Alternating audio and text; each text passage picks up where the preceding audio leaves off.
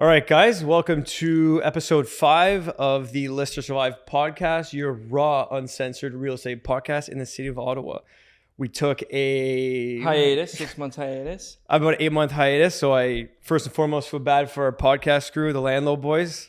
Appreciate you guys, but we're back in the mix, and the whole point of this really is honestly just to chop it up, talk real estate, and just kind of see how we're doing with our business and matching up kind of month to month, by quarter as well, just to see how things are going. But there's been a lot that's happened since last December? I think our last episode was just before the new year, after the Christmas party. We had a wee bit of a change, but year-end too wrap crazy. up. So we're back. We're fucking back.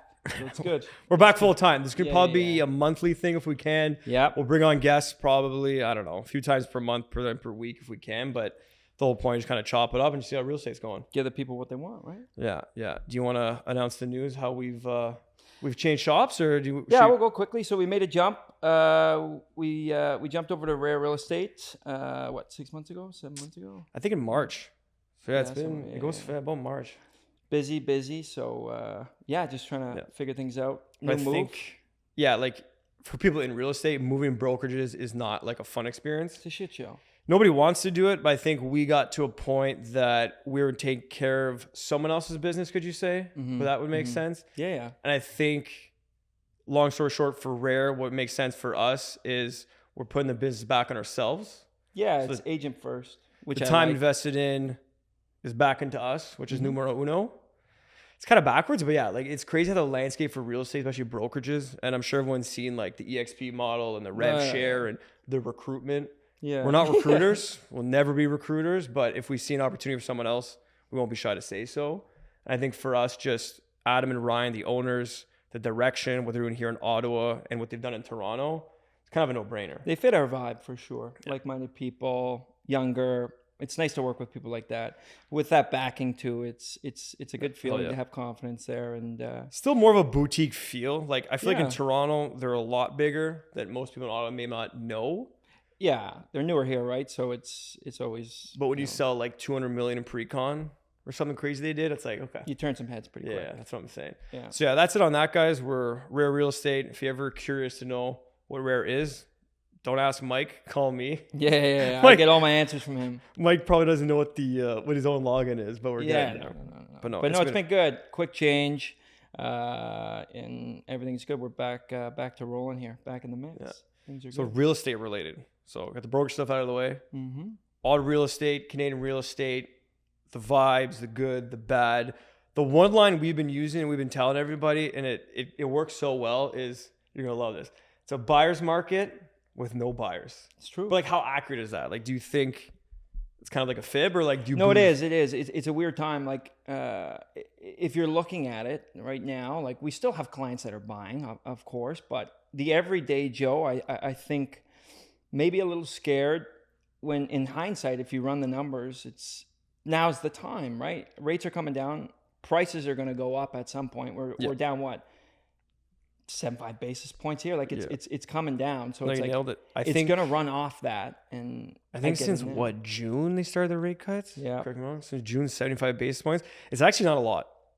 For what? Because it jumped up so quick, but it's not gonna, or went down so it's not gonna go down that quick. So yeah, it's funny because I remember in 2020 when the rates plummeted, I was like, they'll come down just as fast.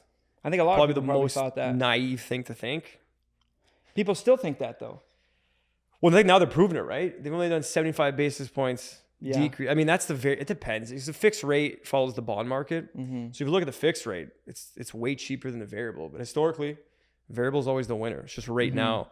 I feel you guys for the variable holders, like myself. It's not easy, but yeah, you took some hits too. Good times are coming. For sure, it's moving in the right direction, right? But I do think a lot of people are sitting on the sidelines expecting, this huge jump down. But it's going to take some time. It'll be more of a slow burn, but it's just a weird time for sure. But things are still moving. I mean, the fall market's here. Things are selling. It's just people are unsure, and like working with people like us, we kind of help out in that sense. Where just a ton of knowledge coming from Eric for sure, just helping people out in that direction. Just people are scared too. So yeah, I mean, consumer confidence, I think, is something that you're always going to fight with, just because there's so much uncertainty. Just the landscape of the world right now, to be honest. I think a lot of people. Well, the economy is fucked.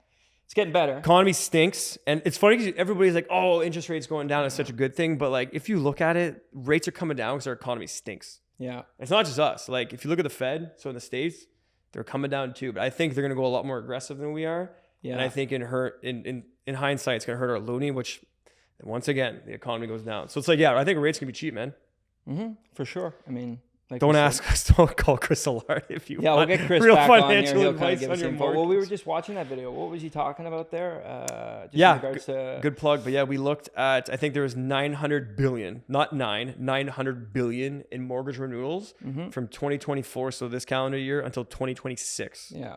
900 billion. So that for renewal, like that's going to be a shit show. That's a lot. Because 2020 plus the 3 years on 2022, it's going to be a hectic time for sure. I looked at that episode. He says it is about 60% of the current mortgages are up for renewal. It's a lot. I'm sorry, Chris, if that's not the right number. Because we're not stat guys. No, I know, but if it's actually even, let's say it's half of that. Say it's 30%. It's still a lot. That's so much money. Yeah, third. It's could be interesting to see, but it's funny because I think now it's back to what I call like seasonal markets in Ottawa. During COVID and stuff like that, like it didn't matter the time you sold or purchased. It was either expensive or sellers were selling at record high. But now, like, we just went through August. I haven't seen the August numbers yet. The board hasn't put them out, but I don't think it was too hot. Like, we know a lot of friends sell real estate and it wasn't crazy. But watch, I think September, November is going to boom and it's back to that seasonal market. For sure, yeah. The fall's picking up. Which is Ottawa. Yeah. Well, and then it'll be dead. Yeah, I mean, we had a lot of traction too on some of our listings. Things were just moving in the last few weeks. More showings. People are kind of coming back from vacation, yada, yada, yada. Things are happening at a quick speed. But how crazy was it from, like, we have a few listings right now, and let's say from mid-August to literally end of August, zero traction. As soon as the kids went back to school after Labor Day. Like, boom, one after another. It's funny because Mike has a conditional deal right now, and I hope they're just not watching, but we actually hope he backs out of the deal because we know we can get more money. And that's just week to week though. Yeah. It's just things turned in a week span. It was crazy. It went from nothing and panic but that was before the rates even dropped. But I know, but it was coming and we knew it was coming, but you know how people are. They get nervous and whatnot, and you just got to trust the process and stay where you are, and it fucking picked up real quick. Trust the process is the best one-liner, but all that to say, we want the deal to go through, obviously. It will. I think it's just in hindsight, I think things are just going to pick up and they're going to move quick, and if you just look, things are just starting to sell. You know, people are back out there. Not as many people as we'd like. People are still on the sidelines, of course. That's just how nature of the business. Yeah. But it's moving. August was slow at the beginning. Scary. Yeah, but historically, I think August has always been like a slow month. People go on vacation, all that stuff. But how do you think that translates? Sorry to flip it on you, but what do you think that translates to like realtors? So like, obviously, transactions are down. Purchase price is coming down. I think the board said, or Korea said, that since 2016, we're losing they've never seen a decrease of realtors like this. Yep. Which I think is a good thing. It's not to harp on our industry, but there's too many of us. Yeah. We need more doctors, you need more surgeons, you need more firefighters, you need more of that stuff. I'll tell you why. People watch too many fucking shows and they think that this is so fancy and it is, and it can be very lucrative. But that being said, your fucking monthly bills are pretty heavy. And if you ain't transacting, it can add up. So people find out the hard way. They get in. It's you get your course done in a couple of months. It's all flashy. It's great. You're around people. There's always people at the brokerage that are doing extremely well. But if you look at the overall, people struggle, right? And a lot of people have, a second job or this and that. So that's probably why they're running out. What's your take on so I'm just getting water here. What's your take on the second job in selling real estate? It's not. I think we talked about it last time. It's hard. It's for sure hard because people also think, oh, I could get my license. I could do it part-time. And I can, when we buy a house, we'll save. It's like, sure. But also, you're going to spend like 20 grand a year on fees and bills. And this is before marketing. Anything you do, gas, everything adds up. And it's like, where are you going to get those buyers from? Your aunt is going to call you and say, hey, I want to sell. And you make a little bit of money to break even. It's not worth it. It's not worth the stress. Unless you're cash heavy and you're just doing it for fun and you could do whatever. Sure. But the average person's not. Like, the average salary is nothing crazy here. So how are you going to afford that? So I think a lot of people get in. Like we said in the last episode, like 6 months ago, you get in, you realize it's not all sunshine and rainbows. You're in the headlights. Yeah. And you're just like, it's expensive. So they find out in their first year. A lot of the people probably that came in during COVID, like I think we're at the correct now. If you want to do it right, anybody, like, I'll be honest, anybody can do it. Yeah. Whether you perform at it or excel is a whole different fucking ballgame. Yeah. Yeah. But if you want to be like the elite of the elite, there's no way you have the man hours or the time to do it with It's two 24/7. jobs. We go on trips. For instance, you were in London. Also, if England. London, yeah, England, not Ontario. Yeah. If you're a realtor, book a fucking trip, you'll get busy. Just everyone knows it happens. Wait, John, it happens. Legitimately, the weirdest thing. We can stay put for 2 weeks and do nothing. As soon as one of us leaves town, Everything pops Yeah. off. Went to Dominican when in March. Boom, you took care of the deal. Phone starts blowing up. You went to England. Boom, we had like 4 done there. It just happens like that. It's pretty crazy, but yeah, I think a lot of people find out that it's expensive, it's hard, it's time consuming. You wear a lot of hats, and if you don't love it, you'll probably start hating it real quick. You gotta love what you do, and especially in this business. Best job I've ever had. Yeah, some days you want to rip your head off and say, why am I doing this? But I think for the most part, we have more good days than bad days. That's bad English, but I think for the majority, it's like sometimes you wake up, you're like, I don't feel like doing this, but yeah. Well, in comparison to the average person having a normal job, whatever, government, it's no playbook. They don't seem as enthusiastic, as happy, yada, yada, yada. It's just, rinse and repeat for them. Us, it's just different all the time. And sure, you could make a lot of money and it's fun and that could be addictive, but you have to love that and like being around people and dealing with people's stresses. What do you think, like having like colleagues in the industry, like for example, when I used to work for the feds, like you had like a little clique, some colleagues you can bounce ideas off of and all that. Like in real estate, you really don't have that. It's a solo, right? You were on your own for X amount of years, 8-9 years, whatever it was. So you get accustomed to living on an island by yourself. And I think too, like even when we first started and we teamed up, it was a change for you, and you were trying to figure out how to go about that. Like it's different. Being a manager and all that. Like dude, you're wearing a bunch of different hats. You're used to year after year doing your thing that you did, and then another person comes in, and it's like it takes time, right? Yeah, it's to even like load a CRM, for instance. Like you guys may not care, but like how to organize CRM the right way. There's so many pieces. And streamline it is next level, but. Yeah, you can go in that in a whole different episode, but but that's why I think too, like having the right people around you, and like especially like having the right back end and having the right influence, and I think for sure maybe going back to what you talking about, like having a mentor. Yeah, like changing brokerages. You could be my mentor. Yeah, I mean, appreciate it, buddy, but the word mentor, I think you have to have people to kind of mold off of. Yep. I think everybody has to create their own lane. Like you can't be so and so or. He or she I'm never going to be you. You're never going to be me. Yeah, exactly. But that's the whole point of it. Yeah, we have our strengths and our weaknesses. You should take what I do good. Don't take it all, and it's vice versa. Like some things you do better than me, and some things you do better than you. It's the point of a team, though. Yeah, but that's like finding the right person to be around. You got to trust that person because you've been dealing with clients for many years, and then you go on a trip and you're like, I got to trust this person to handle this properly, like I would. It probably takes a long time. I think it's the pace too. Like. We do things like I know a lot of good agents in the city, but I think we do things at a pace. It may not be in as large of a scale as some agents, but like you call me at 5 a.m. I'm in Mexico, 6. I don't care when you call, I answer. You email me. Turn our phones off. We don't do out of office. Yeah, no vacation. Like it's a vacation, but you're still working. We do vacation, but we really do work. Well, yeah, because I think certain people are like, I need a break from it. It's like, like we love that. Yeah, you feed off that. It's a drug. I love the idea of never having an out of office. And I don't understand how realtors have an out of office. I'm sorry if you do. Yeah. If you have a family and stuff like that, honestly, I completely get it. And like, I'll get there one day. But even then, it's like, if I have your listing for sale, I'm under contract till that fucking thing sells. Yeah, you get a call. You're on the beach. You're in a better spot. It takes 10, 15 minutes. Yeah. Sure, you have a couple cervezas, maybe a little bit looser. Yeah. That's why it's good to have someone on the back end. Say, for instance, you're gone. I can handle stuff that you can't. But you always answer your phone. I call you all the time when you're in Mexico or you're wherever you are. It's not like you're like, hey, I'll call you tomorrow. You pick up. So I know you're doing that times 10 to clients because, I mean, I could be a handful. Well, that's the beauty with technology, though, right? It's like you could actually travel and still offer the same service anywhere in the world. You're still working. Your time zone may be completely off, but you can pull it off. I think that's what's important, right? Yeah, like you're not going to see some government worker, he's going to go away on vacation and start taking calls and start working, right? So, different.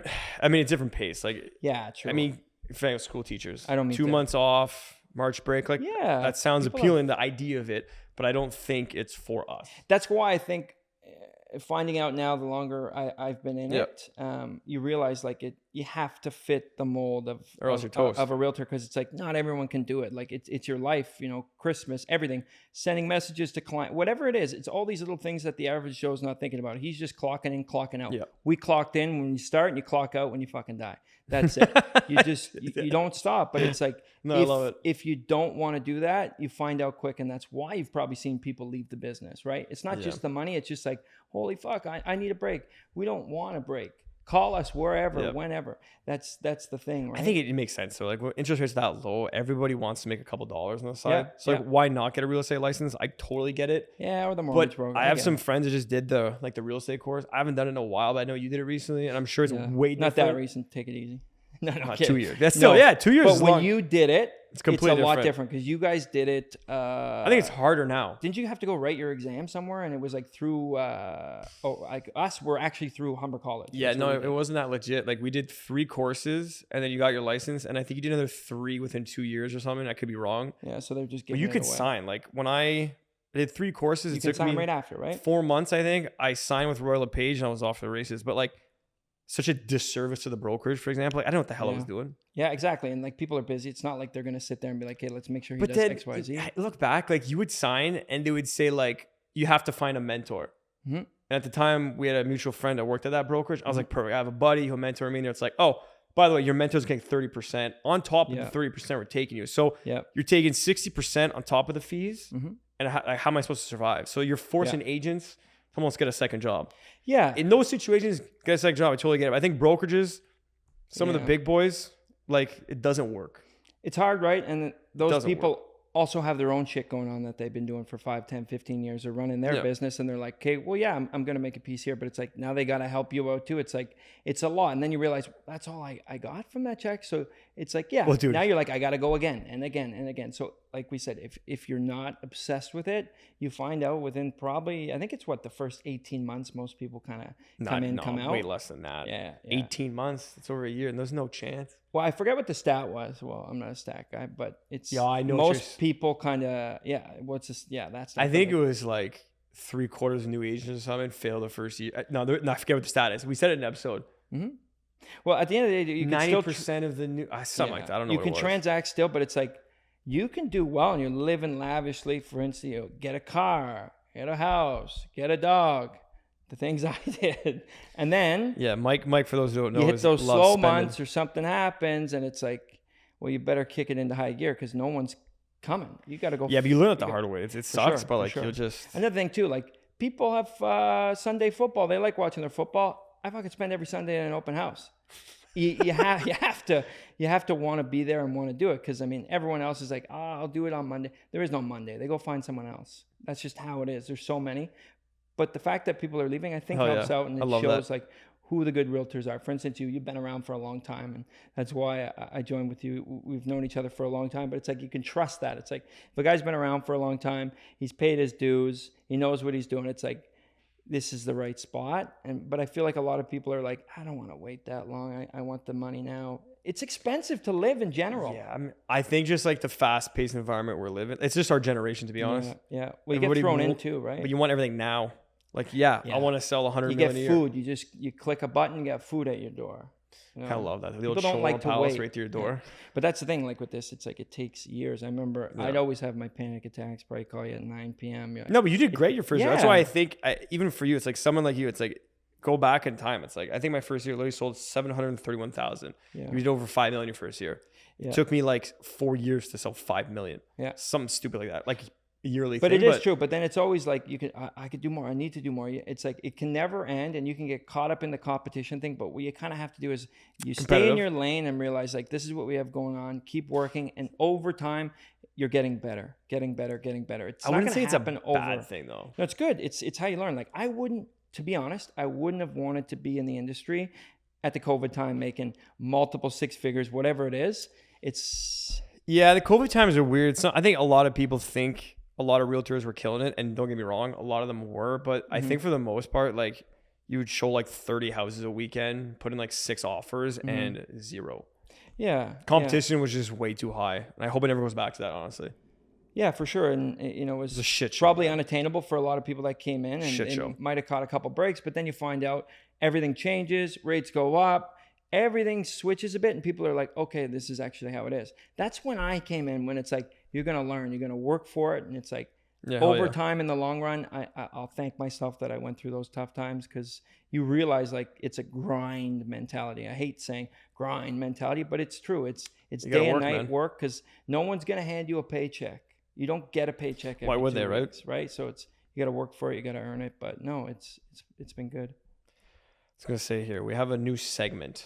Yeah. Honestly, I don't know how to intro this to you. I was listening, but I'm like, how the heck do you segue this? You just can't. But we're talking about, for instance, like being away and answering your phone, and like maybe we're promoting like a culture that isn't maybe for everybody, but for us, we think this is how you should do real estate. So to each their own if you don't. But like, what is like a real estate no that you see in every day that you're like, this grinds my gears? Just no feedback on showings. Yeah, right? I don't get that. You got a client calling you, hey, what's going on? I don't know. And then you try and get a hold of them, and then they don't answer their phones. It's like, now you're trying to pull tooth and nail. I never understood that one though. Like, let's say you have a listing up. I always give feedback because I know. Right when you get in the car, because like, you know what, you felt it before. You're waiting, and your side is pulling at you. It's like, what are they saying? Well, so to be honest, it's the clients. Like, if we can't update a seller, it just makes our industry look like lazy. It's like, you can't go on an automated email that reminds you to just tell me yes or no if you like the viewing, or give me a couple pointers. It pops up every time you're finished. So it's like, I never get that. Unless you're the most insane. It should be mandatory. You show a house, you have to submit feedback. I don't care how good, how bad. Fines. You should get fined if you don't do it. Yeah, like $50 a fine if you don't get feedback. Yeah, kind of like fantasy. That'd be good. For those who don't know, Mike gets fined in fantasy. Yeah, here and there. Mike does no fantasy football. It's okay. I think he drafted Amari Cooper in the 4th round or something stupid. Don't even know who that is. In an 8-team fantasy league. It's terrible. I got a decent team. But what about you? What's kind of like your no-nos? Honestly, like, there's a lot of good, a lot of bad. I don't know why it grinds my gears, but maybe it's like a personal issue with me, is listing videos where the realtor talks more about themselves, the damn listing, or they start the listing with, hi, it's Eric Sharon from Rare Realty presenting 123 Main Street. It's like, I see you in the video. I see it's your Instagram. I see your tag, and I see the house in the description. I don't need that. Jump into the description, explain the house, and show me a good cinematic view of it so I can send it to my clients. I don't need to know who you are. I just think agents get caught up in promoting themselves. For sure. But guess what, guys? By promoting the listing, you promote yourself at the same time. Of course. I say that we don't do that well in the listing videos, but I see it. I just don't get it. And that's maybe what deters us. A lot of people jumped on that bandwagon. A lot of people do it. I get it. And it may work for them. I just never, I don't get it. I never really. If you're watching this, just be creative. And like, we're not the most creative guys. Some people are not good on camera. Creative. They get their great videos. I mean, we're kind of getting. I mean, Bruce is good. Shout out to Bruce. Bruce, he kills it with that top hat. But the average person, like, hey, it's Joe Blow from Blow Real Estate, 123 Main Street. It's so outplayed, so overdone. You know what it is, though? I think, and unfortunately, in our business, there's a lot of ego, and I think sometimes it's almost like realtors have to prove to other realtors that I have this magnificent listing. And in the end, I can argue, good for the seller. Sure, you're promoting it, but you're promoting yourself. Yeah. Puts an emphasis more in like working promote with the videographer, exactly. Sell the house, exactly, and then you'll promote yourself. Not to carve realtors, like it's just there's no benefit in explaining that this is Eric Sharon from Rare Real Estate. And I'm proud to present 123 Main Street. What did I get out of that? But so many people do it now because I think people see the social trends and they jump on it, and then everyone does it, and it'll die off. I like when people do unique niche ways of marketing a home, and they do things that are out of the ordinary, because it's cool to see, and you don't really see it that often. But I think at a certain point, especially with less agents kind of coming into the industry and a lot leaving, well, there's no right or like wrong way to do it. There isn't. I'm just talking about what we tend to gravitate. It's funny because I'm saying this, someone may watch this and be like, I love when agents do that. Of course, so people have their opinions, but this is our podcast, our fucking rules. But that's how we feel. I think it's outplayed. But I mean, people that do it, they still kill it and they do well. It's just for me. No, there's a need for it. I think I get it. Like, it's a good intro. I just don't see the value in it. But it goes back to like, I think some real estate agents need to just relax. Yeah, you're not surgeons, guys. We sell real estate. It's a beautiful thing. Yeah, don't need to act like you're the lead surgeon at the general hospital. You know what I mean? I know they want to make sure everyone knows who they are and what they do, but I think that's just competition. It's an ego thing. It's an egotistic industry. Everyone's trying to be better. Everyone's number one in their area. Everyone's top producer, and that's just how it is. How funny is that? What? How funny is that? Everyone's a top producer Or award winning. It's just how it is. Awards, gold, triple, platinum. Nah. This like, guys, like, what does this mean? What seller's gonna give a shit about that? They got better at that. I used to see a lot of agents in their email signature have was in their email signature? It had the award, and it would say like the gross commission. And in my head, I'm like, you're showing up to sell a house, and then your email signature, it's like, I made 500,000. You're not incentive. Like, it's just, guys. I don't think a seller's going to be like, oh, wow, okay, I'm going to pick this person because they're going to... Imagine you went to your doctor's and you walk in, you see on the wall, it's like, oh, that's how much you make? Yeah. But the only industry that does that. It's ego. It's filled with egotistic people, but I get it.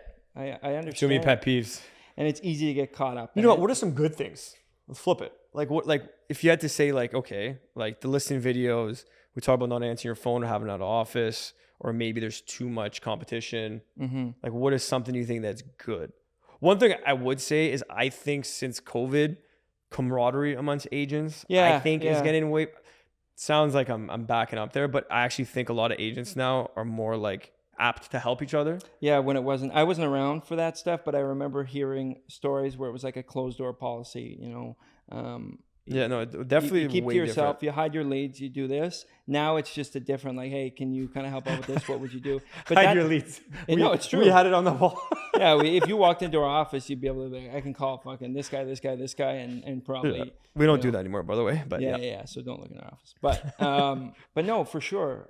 I think it's a different time. Things have changed that way, which is nice because it's nice having like the camaraderie. It's great, and people working together, you get a better product, a better polished product. Like for instance, like you're tied into everything I do. I know we're teamed up, but it's like having you on the back end there. It's like it's two brains and you have a lot of knowledge. So having that, yes, we are together, but it just helps a lot. And then people are more confident in knowing, okay, there's two people back here working on this project, getting this done. There's a lot of knowledge in it, and it just builds trust. And so more of that's good. I see it more often now. Yeah, I think you nailed it. What else is new? I mean, I don't know. Well, the whole real estate no-nos, I think we're going for hours, but also there's something else. Like, off the cup, like if you were like a new buyer, say you're coming to the market now, you saw the shit show that is COVID, and I think some people might be worried that with interest rates coming down, COVID 2.0 could happen, especially with the landscape and the economy, yada yada. A couple elections might help, who knows? Yeah. But if you were like someone entering the market now, would you say you're better to buy now until, let's say, like the end of the calendar year, or would you say, hey, wait till next April, rates are coming down? I'd say now. If you look at prices too, like they're only going to go up, right? So it depends. Like, the old saying, marry the home, date the rate. It's true. If you can handle... so cheesy. But it is. If you can handle, and I always say, if you can handle the rate and you can do it, get in. Because in 12, 18 months, times are... It's not like your salary's... Unless you're that person. But it's not like your salary's going to double. But prices are going to go up. And then you sit on the sidelines and you wait and you wait. And those are the people that wait. And they're like, I'm going to wait till this. And then they go like, oh, can't afford it. It's just how it is. Now you're looking at you go from a row home down to a condo. I don't want to wait I'll wait till the next. I 100% agree. I just find it very odd. So let's say like, I have some people I've been working with since like 2021. They went through like the ringer of like multiple offers, yada, yada. And like, they wished they had a market like they had today. And now they have that market. And they still sit on the sidelines. But they still say, I think it's time to wait. But then when the rates go down and the market actually picks up, they'll re-enter and be more aggressive on the bidding, where it's like right now is the best time. There's never a best time, but I'm saying right now versus, let's say, next April. It is. I could argue that next April, hell yeah. Like, it's going to be a shit show. Well, like, for instance, like, look at... May not be that early, but still. Like the Pizzicato in Orleans, like... Can you get that in a year at that price? Yeah, good plug. Kai Van's got some detached homes in Orleans. Detached home for under $700,000. Will you have that sub in 7 12 months? You couldn't get a row home in Orleans sub 7 at one point. You could, but it is tough. So sit on the sidelines, wait for those rates to come down, and then see what your mortgage broker tells you. It's funny. I answered that question, and then I gave my own answer. Classic. You got me too fired up. I was like, I gotta get into this. But some people, it's like, you don't want to like coach them to the point where they're like... Well, you have to, but you can't push too hard, but you have to, because if not, they'll miss the boat. But that's why I go back to that one line. If it's like, it's a buyer's market with no buyers, where like, I think sellers are actually like scratching their heads. Like, I'm not asking a lot here, guys. Like I've seen 650 detached homes in like Fallenbrook in Orleans come on the market, and like people are like, it's too expensive. It's like, do you not remember like a few years ago? I think $800 grand. There's still some shell shock there probably. And people could be renewal based too. Think about mortgages. Like, I'm up soon too, and like, it's gonna suck. You got to renew.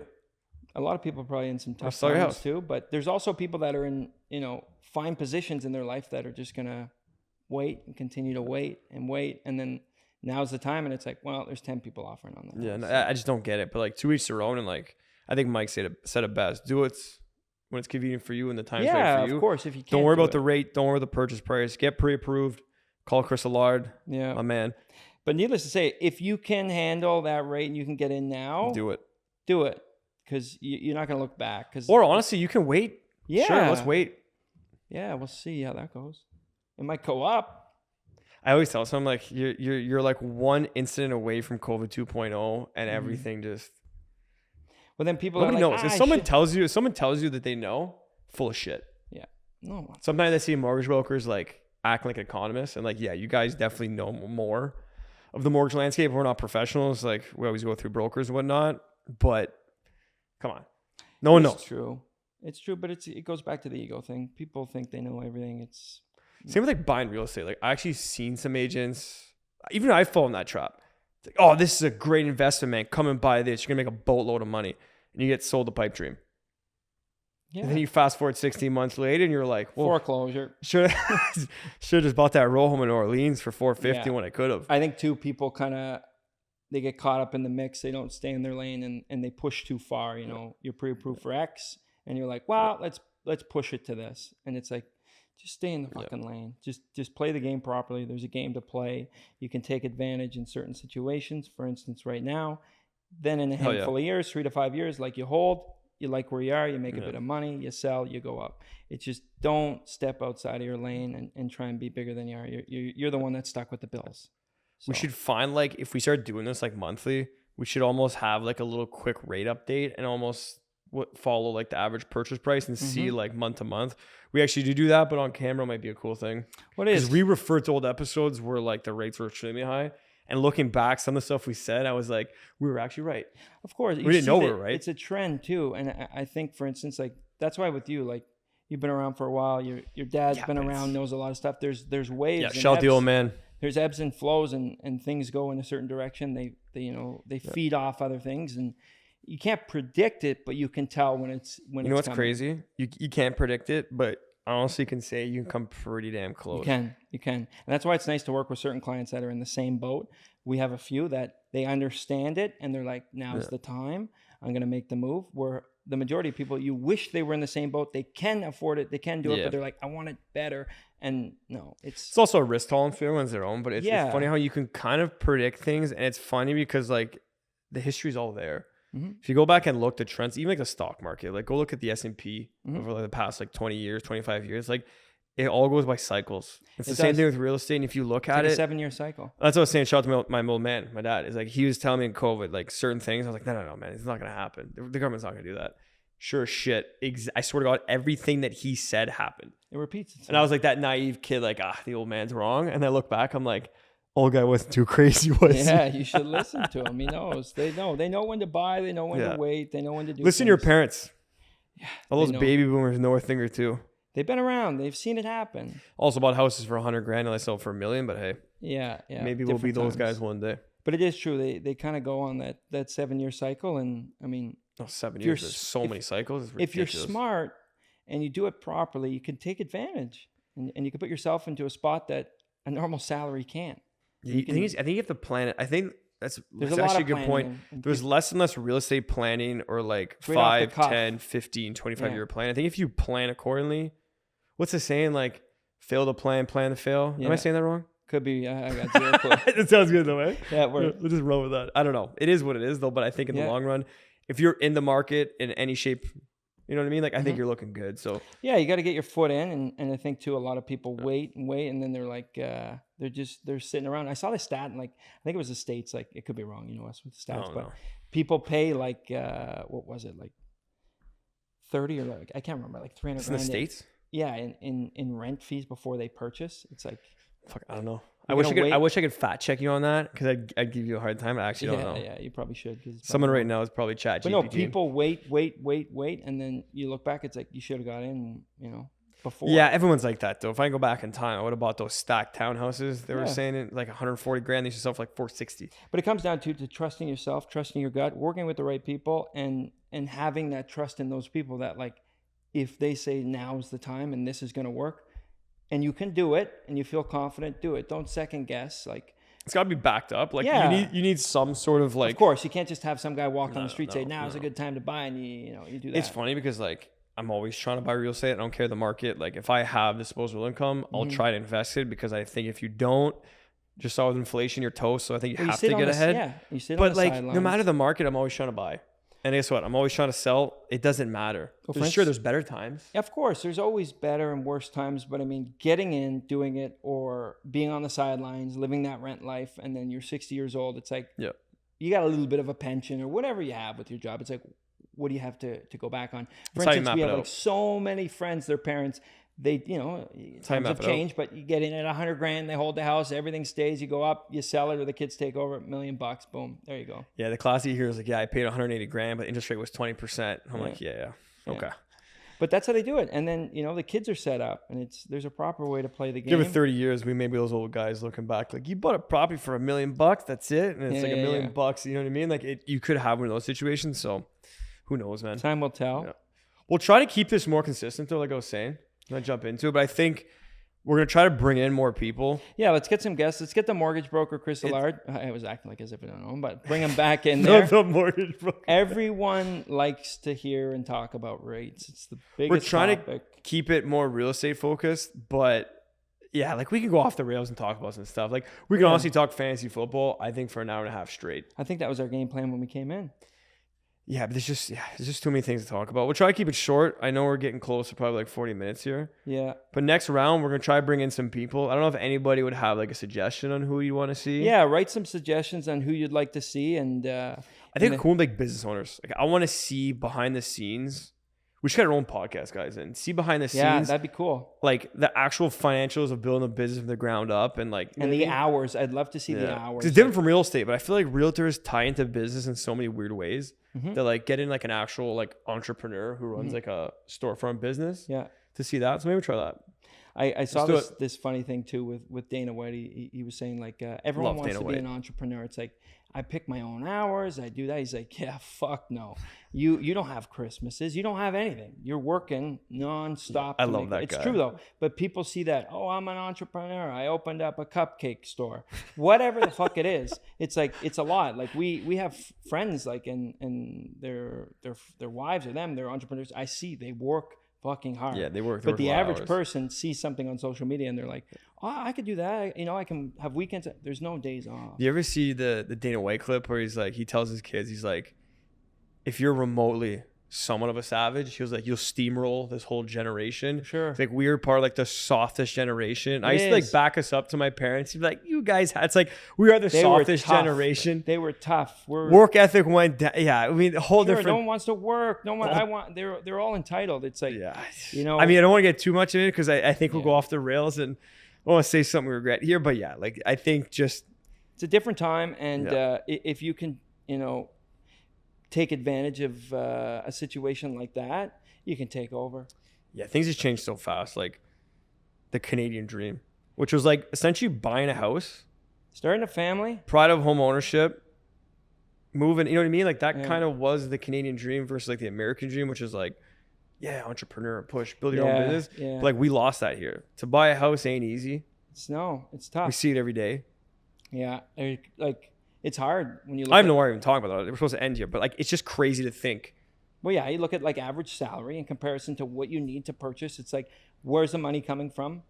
What is the average salary? We just pulled that up. Like for the episode, 50 something or in and around that area. It could be inflated, but at the end of the day, Everything's inflated. it's not in comparison to everything else. You go do groceries, it's like, fuck me, take out a second mortgage to pay for the groceries. 2 chicken breasts. That's $37.99. I went to Costco on the weekend. It was just like, not only is the line insane, but it's like, fuck, See, I can't do Costco. dude. For some reason, hot dog and a drink for $1.50.